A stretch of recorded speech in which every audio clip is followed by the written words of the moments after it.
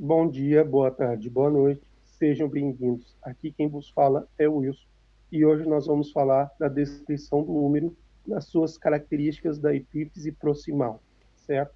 Então, primeira coisa que a gente vai falar na terminologia anatômica, a gente chama húmeros, né? Classificação é o osso largo. A localização, ele está localizado, ele forma parte do esqueleto do braço. E a diápsis tem uma forma prismática triangular e ele vai apresentar três caras, três bordes e duas extremidades, certo? As três caras são interna, externa e posterior, os três bordes, anterior, interno e externo, e as duas extremidades, a gente vai falar primeiro da extremidade superior, que a gente tem alguns detalhes anatômicos muito importantes, como a cabeça do húmero, o troquíter, o coxo anatômico e o quirúrgico do húmero. Então, aqui a gente, como vai se ater muito mais ao que é o húmero proximal, então a gente vai falar algumas estruturas que nos interessam agora, nesse momento. Então, a gente vai falar, mais uma vez, quando tiver parte de assinalamentos, eu sugiro que vocês olhem o número e apreciem a minha voz, ou escutem a minha voz e absorvam onde está essa estrutura. Então, no número 1, a gente tem a cabeça do húmero, no número 2, a gente tem o coxo anatômico, número 3, a gente tem o coxo quirúrgico do húmero. O número 4, a gente tem o troquim, ou tubérculo menor, ou tubérculo menor ou tuberosidade menor. Pronto, fugiu da cabeça, tuberosidade menor. O número 5 é a corredeira bicipital, também chamado de surco intertubercular ou surco intertuberocitário.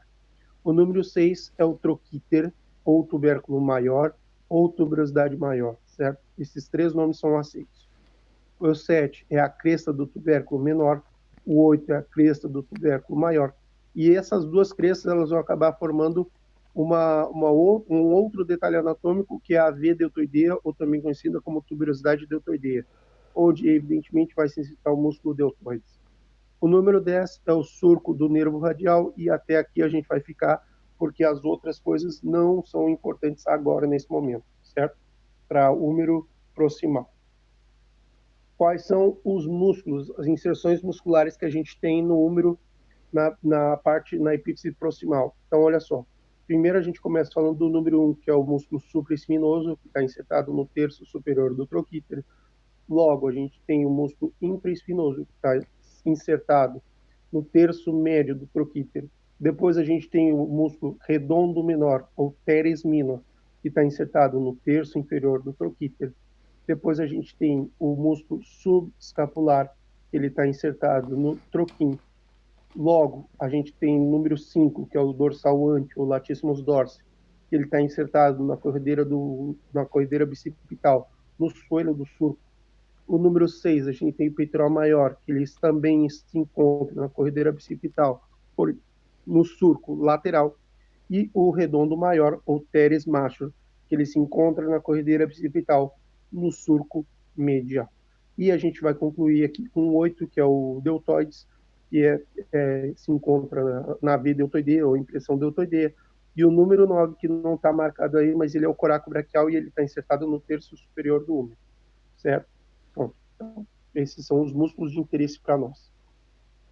Aqui, mais uma vez, para fazer ênfase, então a gente vai falar o músculo que está insertado no troquim, que é o músculo subescapular. Ninguém tem dúvidas quanto a isso. Então, músculo subescapular está insertado no troquim.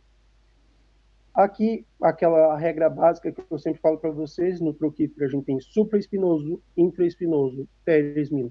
Supraespinoso, infraespinoso, teres minor. Então, supraespinoso está insertado no terço superior do troquíter. O infraespinoso está no terço médio do troquíter. E o teres minor, ou redondo menor, está insertado no terço inferior do troquíter. Aqui a gente vai ver alguns músculos que participam do manguito rotador, né? Que são muito importantes, ou seja, o músculo supraespinoso, infraespinoso, teres minor e os músculos subescapular compõem o manguito rotador. E aqui é uma das coisas que a gente tem que entender, que é o seguinte, ó, o que eles fazem é potencializar as rotações da articulação glenomeral. Eles estabilizam ainda a articulação glenomeral. O músculo subescapular é o principal estabilizador anterior da cabeça do húmero. enquanto que o infraespinoso é responsável por estabilizar a dinâmica posterior. Tá? Então, isso aqui são um detalhezinho bem importante sobre o manguito rotador.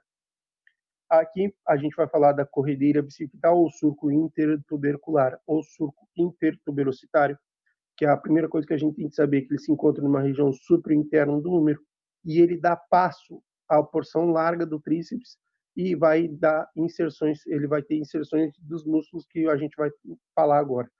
Então, por exemplo, assim, ó, vou começar falando do dorsal antes, que ele está no solo do surco, na corredeira bicipital. Depois a gente tem o peitoral maior, que está no surco lateral da corredeira bicipital, e o redondo maior está no surco medial da corredeira bicipital. Então, esses são os músculos que estão insertados na corredeira bicipital.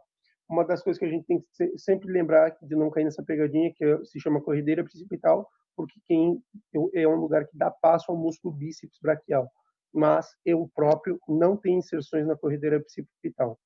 Bom, muito obrigado para todo mundo que assistiu até aqui, que vocês mantenham um estudo bem forte e não tenham surpresas, tá bom?